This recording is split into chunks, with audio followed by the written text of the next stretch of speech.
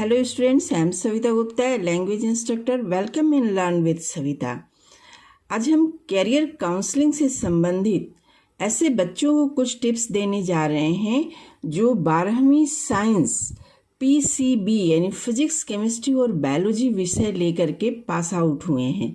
बच्चों, कैरियर वो पॉइंट है कि अगर हमें अपनी लाइफ में मन मुताबिक कैरियर मिल जाता है तो हम सफलता के शीर्ष पर पहुंच जाते हैं। आप सभी 12वीं पास कर चुके हैं या 12वीं में हैं, जाने वाले हैं, तो ये वीडियो आपके लिए बहुत महत्वपूर्ण है क्योंकि इसमें मैं PCB लेकर के पढ़ने वाले बच्चों के लिए एक एक चीज़ को बहुत ही डिटेल में मैं बताने वाली हूँ। पहले इन ऑल हम देख लें कि अगर कैरियर के रास्ते को आप चुनने जा रहे हैं तो किन किन फील्ड्स में आप जा सकते हैं।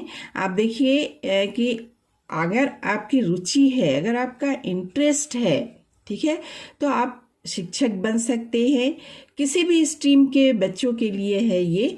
आर्किटेक्ट भी बन सकते हैं, इंजीनियरिंग के फील्ड में जा सकते हैं, सिविल सर्विसेज के क्षेत्र में जा सकते हैं जहां मोस्टली आर्ट्स के स्टूडेंट जाते हैं, लेकिन दूसरे स्ट्रीम्स के बच्चे भी अपने सब्जेक्ट चेंज करके इस सर्विस में जाते हैं।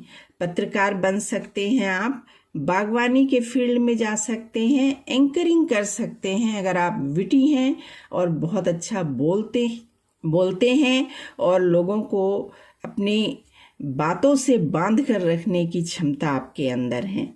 अगर आपका गला मधुर है, ठीक है, संगीत में लय की ज्ञान है आपको, तो संगीत के क्षेत्र में जा सकते हैं, मार्केटिंग में जा सकते हैं, ब्यूटिशियन के क्षेत्र में जा सकते हैं, वकील बन सकते हैं, डिज़ाइनर बन सकते हैं, डॉक्टरी के क्षेत्र में जा सकते हैं, जो आज आपका विषय होने वाला है।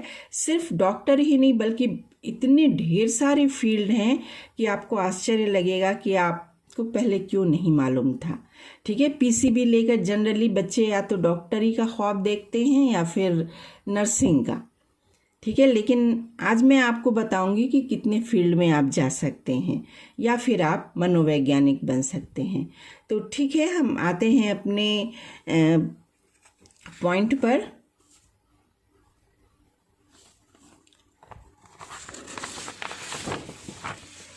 देखिए, ये वीडियो चूँकि मैं एक एक काफ़ी डिटेल में बताऊंगी तो ये बहुत ही बड़ा वीडियो बनने वाला है। मैं बहुत बड़ा नहीं बनाऊंगी, मैं 2 या 3 पॉइंट इस वीडियो में लेकर के आपसे डिस्कस करूंगी डिटेल में, और बाकी जो डिस्कस है वो अगले वीडियो में करूंगी। तो सबसे पहले हम लेते हैं, एक मोटे तौर पे आपको बताते हैं कि किन किन फील्ड में आप जा सकते हैं PCB लेकर के। तो आप देखिए, 12th साइंस के स्टूडेंट हैं जो कि PCB लिए हुए हैं, यानी कि फिजिक्स, केमिस्ट्री और बायोलॉजी। तो सबसे पहला 12वीं पास करने के बाद तो आप ये कर सकते हैं कि 2 साल का कोर्स होता है D.Ed का, ठीक है, डिप्लोमा इन एजुकेशन। इसको कंप्लीट करके आप टीचिंग जॉब में जा सकते हैं। ठीक है, अगर आप टीचिंग में इंटरेस्टेड नहीं हैं, एम अगर आपका कुछ ये है, तो आप देखिए इतने सारे ऑप्शंस हैं आपके पास। ठीक है, सबसे पहले आप कर सकते हैं जो इस फील्ड में है वो है BA MS। ये 4.5 साल का कोर्स है, BA MS डिग्री कोर्स है, और इसके डिग्री कोर्स करने के बाद आप मास्टर्स कोर्स MD कर सकते हैं। दूसरा जो है 4.5 साल का ही कोर्स है BHMS या फिर BUMS, या फिर आप 5 साल का कोर्स कर सकते हैं BVSC, है ना, या फिर आप 2 साल का कोर्स कर सकते हैं BDS, या 4 साल का कोर्स इसके बाद आप कर सकते हैं MDS, मास्टर्स डिग्री कर सकते हैं। या फिर आप देखिए कि 4.5 साल का कोर्स है आपका MBBS का, इसके बाद 3 साल का कोर्स होता है MD, और 3 साल का कोर्स होता है एमएस का, या अगर आप चाहे तो 2 साल का कोई स्पेशलाइजेशन का कोर्स आप ले करके स्पेशल डिप्लोमा भी एमबीबीएस के बाद कर सकते हैं। या फिर आप देखिए कि पैरामेडिकल कोर्सेज हैं जो कि 3 साल या 4.5 साल के होते हैं, डिपेंडिंग अपॉन कि कौन सा फील्ड आपने चुना है। नेक्स्ट है बीएससी नर्सिंग का कोर्स। बहुत से ज़्यादा स्टूडेंट्स हैं जो या तो एमबीबीएस प्रीफर करते हैं या बीएससी नर्सिंग, लेकिन ये सारे कोर्सेज बहुत इम्पॉर्टेंट हैं और अपने फील्ड में सभी डॉक्टर की डिग्री रखते हैं और सेम सैलरी कैरी करते हैं। इसके बाद है डिप्लोमा इन नर्सिंग, ये 2 साल का कोर्स है। फिर है बीएमएलटी जो कि 2 साल का कोर्स है, और बीएससी फिर होम साइंस का भी कोर्स है एक, जो कि 3 साल का कोर्स है। या फिर आप कर सकते हैं 3 साल का बीएससी का कोर्स। कौन सा सब्जेक्ट लेना ये आपका विषय है, botany, zoology, microbiology, chemistry etcetera, कोई भी। तो बीएससी करने के बाद फिर 2 साल का कोर्स है जिसमें आप एमएससी कर लीजिए। एमएससी करने के बाद एमफिल करिए, या एमफिल करने के बाद आप पीएचडी कर लीजिए। या फिर 2 साल का ही कोर्स है, बीएससी करने के बाद एमएससी बायोटेक्नोलॉजी से करिए, और फिर 1 साल का कोर्स है एमटेक बायोटेक्नोलॉजी से कर लीजिए। तो ये मैंने जो आपको बताया है ये मोटे तौर पर बताया है, कोई मैंने फुल फॉर्म नहीं बताया, कोई डिटेल नहीं बताया है। अब मैं एक एक पॉइंट इसका ले रही हूँ और एक एक पॉइंट को डिस्कस में बहुत ही डिटेल में इसके बारे में बताऊँगी, ताकि आपका कंसेप्ट बिल्कुल क्लियर हो जाए और आपको एक अच्छा कैरियर चुनने में आपको सफलता मिले। ठीक है, तो सबसे पहले हम आते हैं, हमारा जो 12वीं करने के बाद जब हमारा जो नीट का एग्ज़ाम होता है, सिर्फ नीट का ही एग्ज़ाम नहीं होता है, बहुत से नेशनल लेवल के और स्टेट लेवल के भी एग्ज़ाम होते हैं। तो नीट के एग्ज़ाम में मेरिट लिस्ट जो बनती है, उस मेरिट लिस्ट के आधार पर आपको इन सब में ऑफ़र मिलता है कि आप किस में एडमिशन लेना चाहेंगे। ठीक है, तो merit based after clearing NEET exam और वेरियस नेशनल और स्टेट लेवल एंट्रेंस एग्ज़ाम। ठीक है, तो इसके लिए जो क्वालिफ़िकेशन है, ये मिनिमम कितना होना चाहिए, मिनिमम एज आपकी होनी चाहिए 17 साल। 12वीं आपका 12th जो पास आउट है 50% मार्क्स विथ पीसीबी होना चाहिए, फिजिक्स, केमिस्ट्री और बायोलॉजी। और जब आप नीट क्वालिफाई कर लेते हैं, नीट क्वालिफाई करने के बाद आपको इन फील्ड्स में से कोई सा भी एक फील्ड मिलता है और उसमें आप अपना डिग्री कोर्स कंप्लीट कर लेते हैं। ये जितने भी मैंने अभी आपको बताए हैं यहाँ से लेकर के यहाँ तक, ये सभी डिग्री कोर्सेस है। ठीक है, और जब आप इसके डिग्री कोर्स कंप्लीट कर लेते हैं तो आप या तो मास्टर्स कोर्स करिए, मास्टर्स कोर्स भी अगर आप कंप्लीट कर लेते हैं तो उसके बाद 1 ईयर का इंटर्नशिप होता है और उसके बाद आप जॉब के लिए स्वतंत्र होते हैं। ठीक है, तो ये एक जनरल है जो कि सभी के साथ लागू होता है। इसके बारे में मैं आपको बार बार नहीं बताऊंगी कि सभी में आपको नीट का एग्ज़ाम दे करके ही क्लियर करना है। कुछ ऐसे हैं जिसमें नीट का एग्ज़ाम नहीं देना है, तो उसके बारे में मैं अलग से बता दूंगी। ओके, तो सबसे पहला इसमें ये है कि 12वीं पास आउट के बाद BA-MS। तो चलिए हम देखते हैं BA-MS क्या होता है। ये हमारा है BA-MS का फुल फॉर्म है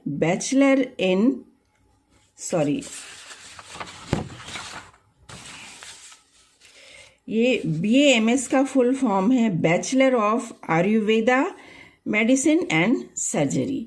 तो आयुर्वेद के नाम से ही बच्चे सोचते हैं अरे MBBS करने आए थे, ये कौन सी ब्रांच दे दिया है ना। तो बच्चों ये कोई छोटी मोटी चीज़ नहीं है। जो आयुर्वेद है ये हमारे किसी भी ट्रीटमेंट की प्राचीन और बहुत ही पारंपरिक पद्धति है, जो कि विभिन्न प्रकार की जड़ी बूटियों यानी कि हर्ब्स के द्वारा किसी भी बीमारी का ट्रीटमेंट बिना किसी साइड इफ़ेक्ट के जड़ से ख़त्म करने का कारगर तरीका है। थोड़ा समय ज़रूर लगता है, लेकिन जड़ से बीमारी ख़त्म होती है। और यही वजह है कि आज पूरा विश्व एलोपैथी छोड़ करके आयुर्वेदिक ट्रीटमेंट की ओर बढ़ रहा है और इसे अपना रहा है। तो देखा जाए तो बहुत सी बीमारियां ऐसी भी हैं जिनका वेस्टर्न मेडिकल साइंस में कोई ट्रीटमेंट नहीं है, पर आयुर्वेद में उनका बहुत सफल ट्रीटमेंट पाया जाता है। तो अगर आपको एडमिशन के लिए BA MS मिलता है तो आप ये मत सोचे कि अरे क्या आयुर्वेदा में दे दिया है, ये हम नहीं करेंगे, हम तो MBBS ही करेंगे। नहीं, ज़रूर करिए, ये हमारी प्राचीन पद्धति है और बहुत ही सफल कारगर है। तो आइए हम देखते हैं कि bachelor of Ayurveda medicine and surgery के क्या क्या स्कोप है। तो सबसे पहले हम ये देखें कि जॉब रोल क्या है। जब BA MS कंप्लीट कर लेते हैं आप, तो इसके बाद चाहे तो आप MD कंप्लीट कर लें या फिर इंटर्नशिप ले करके आप आगे जॉब देख सकते हैं। तो जॉब रोल क्या है कि बिजनेस में जा सकते हैं आप, डेवलपमेंट ऑफिसर बन सकते हैं, आयुर्वेदिक डॉक्टर बन सकते हैं, कैटेगरी मैनेजर बन सकते हैं, रेजिडेंट मेडिकल ऑफिसर बन सकते हैं या जूनियर क्लिनिकल ट्रायल कोऑर्डिनेटर भी बन सकते हैं, या फिर मेडिकल रिप्रेजेंटेटिव के रूप में आप काम कर सकते हैं।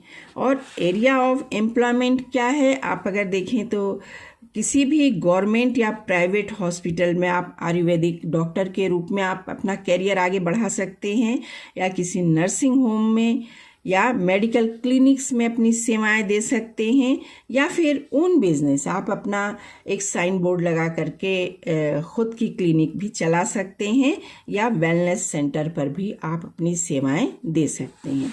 पैकेज अगर देखें तो 3 to 4 lakhs पर एनम वार्षिक पैकेज ये आपको दिया जाता है। ठीक है, अब आप देखिए कि BA MS के बाद जो नेक्स्ट हमने बात किया था वो है 4.5 साल का कोर्स BHMS। तो BHMS क्या है, bachelor of homeopathic medicine and science, और BUMS क्या है, बैचलर ऑफ यूनानी इन मेडिकल एंड सर्जरी, है ना। तो इन दोनों से भी बिदकने की ज़रूरत नहीं है कि ये ज़रा सा हमको दे दिया अब अगले साल हम फिर पार्टिसिपेट करेंगे, नहीं, आप इसमें भी कर सकते हैं। ये भी चिकित्सा की एक बहुत ही महत्वपूर्ण पद्धति है। तो सबसे पहले हम देखेंगे BHMS यानी कि bachelor of homeopathic medicine and surgery. तो अगर आपका BHMS में आपका नाम आता है तो आप क्यों इसको लेना चाहेंगे। देखिए, क्योंकि आजकल होम्योपैथिक के प्रति भी लोगों का रुझान बहुत बढ़ रहा है। ठीक है, क्योंकि ये कोई साइड इफ़ेक्ट नहीं देता है। तो एक तरह से देखा जाए तो जो होम्योपैथिक पद्धति है ये एलोपैथिक और आयुर्वेदिक के बाद तीसरा सबसे पॉपुलर मेडिकेशन सिस्टम बन चुका है ना। तो इस पद्धति के अनुसार व्यक्ति बीमार तब होता है जब उसके इमोशन, माइंड और बॉडी में एक डिसऑर्डर उत्पन्न हो जाए, क्योंकि ये तीनों ही आपस में इंटरलिंक्ड होते हैं। ठीक है, बस इस तरह इन तीनों के बीच संतुलन होना ज़रूरी है। और एक ऐसा व्यक्ति जिसके अंदर ये डिस्टरबेंस हो रहा है, तो होम्योपैथिक मेडिकेशन में व्यक्ति के लाइफ स्टाइल, उसके इमोशनल प्रॉब्लम और शारीरिक लक्षण के आधार पर उसको दवा दी जाती है और उनके बीच हार्मोनी लाने की कोशिश करके उन्हें ठीक किया जाता है। यही विधा है इस पद्धति का। तो हम आइए देख लेते हैं कि क्या क्या है इस BHMS में। तो BHMS करने के बाद ये भी एक बैचलर डिग्री है। इसको करने के बाद आप मास्टर्स भी कर सकते हैं। मास्टर्स करने के अलावा इसके बाद some other course in this field, इस फील्ड में कुछ दूसरे कोर्सेज भी हैं, आप वो भी कर सकते हैं। तो दूसरे कोर्सेज क्या हैं? देखिए, BHMS में जो और दूसरे कोर्सेज हैं हम उनकी बात कर रहे हैं। Diploma in electro homeopathy, diploma in homeopathic medicine and surgery, post graduate diploma in homeopathic medicine and surgery, master of doctor in homeopathy, doctor of medicine homeopathy, है ना। तो ये और दूसरे भी कोर्सेज हैं जो आप चुन सकते हैं। इसके अलावा अगर हम जॉब प्रोफाइल देखें इसका कि आप क्या क्या बन सकते हैं BHMS करने के बाद, तो जॉब प्रोफाइल है कि लेक्चरर या फिर कंसल्टेंट या साइंटिस्ट बन सकते हैं, या फिर आप अपना प्राइवेट प्रैक्टिस भी कर सकते हैं, थेरेपिस्ट भी बन सकते हैं, फार्मासिस्ट बन सकते हैं, पब्लिक हेल्थ स्पेशलिस्ट बन सकते हैं, मेडिकल असिस्टेंट बन सकते हैं, या सबसे महत्वपूर्ण है कि आप स्पा डायरेक्टर बन सकते हैं। ये आजकल बहुत ही ज़्यादा प्रचलन में है और बड़े बड़े जो मेडिकल सेंटर हैं वहाँ पर इसकी व्यवस्था रहती है। ठीक है, तो एरिया ऑफ एम्प्लॉयमेंट क्या है, क्या देखेंगे कि आप अपने जॉब प्रोफाइल के अनुसार कौन सा एरिया चुन सकते हैं कि मेडिकल कॉलेज या फिर चैरिटेबल इंस्टीट्यूट या किसी क्लिनिक में अपनी सेवाएं दे सकते हैं, या होम्योपैथिक मेडिसिन स्टोर में अपनी सेवाएं दे सकते हैं, या फिर आप अगर देखें तो रिसर्च इंस्टीट्यूट में अपनी सेवाएं दे सकते हैं, या फिर कंसल्टेंसीज जितनी भी हैं यहाँ भी आप अपनी सेवाएं दे सकते हैं, या फिर कोई ट्रेनिंग इंस्टीट्यूट है तो वहाँ भी आप अपनी सेवाएं दे सकते हैं। इसके अलावा लाइफ साइंस इंडस्ट्रीज है, हेल्थ केयर कम्युनिटी है, फार्मास्यूटिकल इंडस्ट्रीज है, गवर्नमेंट या प्राइवेट हॉस्पिटल्स हैं, या फिर नर्सिंग होम या फिर डिस्पेंसरीज में भी आप अपनी सेवाएं अपने जॉब प्रोफाइल के अनुसार दे सकते हैं। ठीक है, नाम के आगे डॉक्टर ही लगेगा, इतना ध्यान रखिएगा, है ना। नेक्स्ट इसके बाद कुछ टॉप के होम्योपैथिक कॉलेज जो आपको मालूम होना चाहिए वो भी हमने इस लिस्ट में दिया हुआ है ताकि आप कंफ्यूज ना हो। ये टॉप के कॉलेजेस हैं। सबसे पहला है National Institute of Homoeopathy Kolkata, दूसरा है Bharati Vidyapeeth Homoeopathic Medical College Pune, next है Government Homoeopathic Medical College Bangalore, Doctor Khushilal Sharma Government Ayurveda College Bhopal, Baba Farid University of Health Science Faridkot. तो ये कुछ टॉप के कॉलेजेस हैं जिनका चयन आप अपनी स्टडी के लिए होम्योपैथिक स्टडी के लिए कर सकते हैं।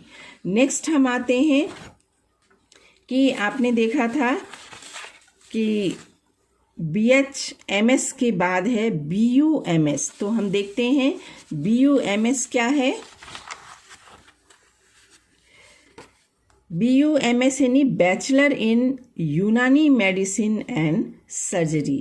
तो यूनानी मेडिसिन एंड सर्जरी, इसे भी आप कम मत समझिएगा, ये सभी प्राचीन पद्धतियां हैं और वर्षों से भारत में लागू थीं एलोपैथी के आने के पहले, लेकिन बाद में ये विलुप्त प्राय हो गई और अब ये फिर अपना अपने आप को साबित करने के लिए आगे आ रहे हैं, हर फील्ड में कोशिश हो रही है। तो यूनानी चिकित्सा पद्धति जो है ये विश्व की सबसे पुरानी उपचार की पद्धतियों में से एक है। इस यूनानी पद्धति का शुरुआत ग्रीस या यूनान से हुआ था, फिर उसके बाद ग्रीस या यूनान से ये अरब आया और अरब से होता हुआ फिर ये भारत आया और यहाँ पर काफ़ी प्रचलित हो गया था। समय के साथ ये ख़त्म भी हो गया था, लेकिन अब फिर ये प्रचलन में आ रहा है।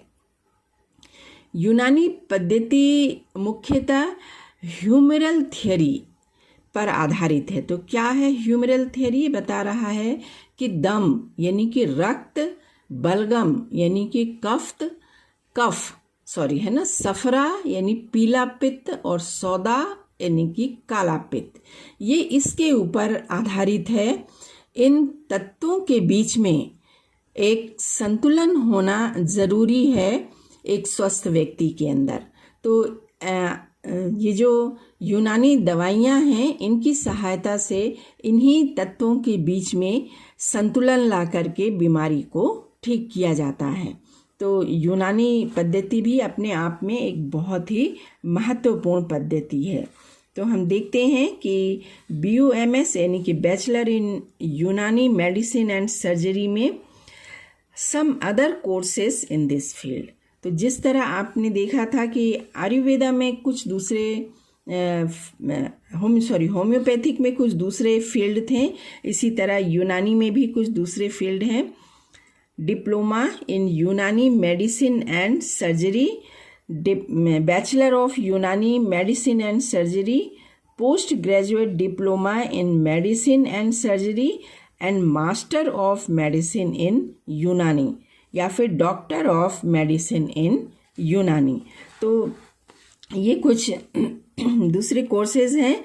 जॉब प्रोफाइल हम देखें कि अगर आप BUMS कंप्लीट कर लेते हैं, इंटर्नशिप कंप्लीट कर लेते हैं, तो फिर आपके जॉब प्रोफाइल क्या है। देखिए BUMS करते हैं तो भी आपके नाम के आगे डॉक्टर लगेगा, है ना। तो जॉब प्रोफाइल ये है कि ये डिग्री कंप्लीट करके, इंटर्नशिप कंप्लीट करके आप हकीम बन सकते हैं, कंसल्टेंट या लेक्चरर बन सकते हैं, साइंटिस्ट बन सकते हैं, थेरेपिस्ट बन सकते हैं, प्राइवेट प्रैक्टिस कर सकते हैं या फार्मासिस्ट बन सकते हैं, मेडिकल असिस्टेंट बन सकते हैं, पब्लिक हेल्थ स्पेशलिस्ट बन सकते हैं या फिर स्पा डायरेक्टर बन सकते हैं, सेम एज जैसा कि आपने होम्योपैथी में देखा था।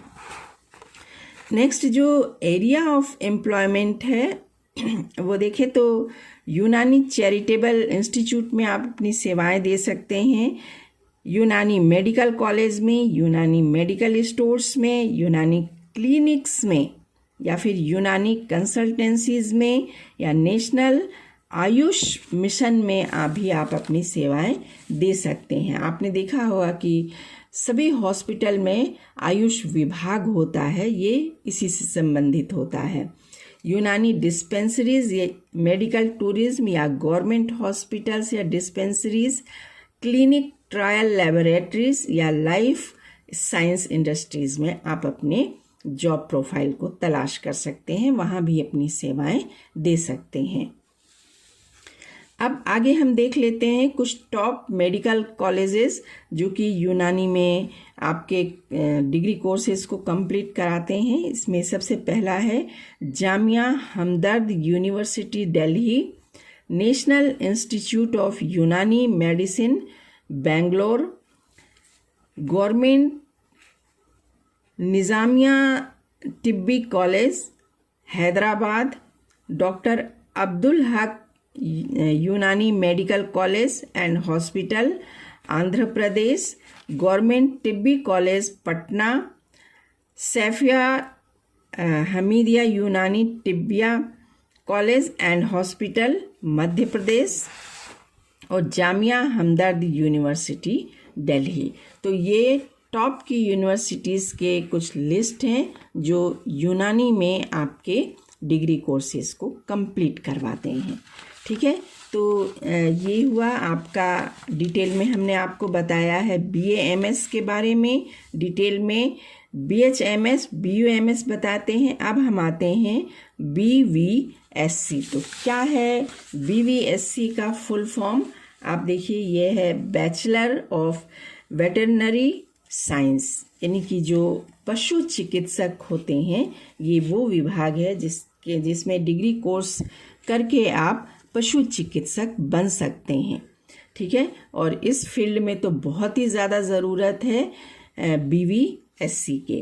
तो जॉब पोजीशन अगर हम देखें तो वेटरनरी डॉक्टर बन सकते हैं, veterinary surgeon, veterinary officer, cattle breeder, veterinary doctor in NGOs, animal research scientist बन सकते हैं, लाइफ स्टॉक डेवलपमेंट ऑफिसर बन सकते हैं, या फिर एनिमल केयर स्पेशलिस्ट बन सकते हैं। ठीक है, एरिया ऑफ एम्प्लॉयमेंट देखें तो ये कोर्स कंप्लीट करने के बाद अपने जॉब पोजीशन के जॉब प्रोफाइल के हिसाब से आप किसी भी हॉस्पिटल पशु चिकित्सालय में अपनी सेवाएं दे सकते हैं, या फिर आप अपनी प्राइवेट क्लिनिक भी खोल सकते हैं, या फिर एजुकेशनल इंस्टीट्यूट में जहाँ पर इन डिग्री कोर्सेज की पढ़ाई की जाती है वहाँ पर भी एज ए टीचर अपनी सेवाएं दे सकते हैं, या फिर रिसर्च सेंटर्स पर इनके बारे में और अधिक रिसर्च कर सकते हैं। सो स्टूडेंट्स, यहाँ पर हम अपने वीडियो को स्टॉप करते हैं, नहीं तो इस वीडियो बहुत बड़ा हो जाएगा। बाकी का जो पोर्शन है, यानी कि हमने अभी 1, 2 और 3 लिया है, अब इसके बाद का ये जो जितना भी पोर्शन है ये हम अगले वीडियो में डिटेल से कंप्लीट करेंगे। होप कि जितना आपको समझाया है उसको आप समझिएगा। कोई भी ब्रांच अगर आपको नीट क्लियर करने के बाद मिलता है तो बेझिझक आप लीजिए। हर ब्रांच कंप्लीट करने के बाद आपके नाम के आगे डॉक्टर लगेगा, और डॉक्टर की जो सैलरी, MBBS डॉक्टर की जो सैलरी होती है गवर्नमेंट जॉब में जाने के बाद, वही सैलरी आपको मिलेगी। ठीक है, तो ना कम मिलेगी ना ज़्यादा मिलेगी। ठीक है, तो उम्मीद है कि आपको ये सब बातें समझ में आ रही होगी। Okay, thank you, thanks for watching the video, have a nice day.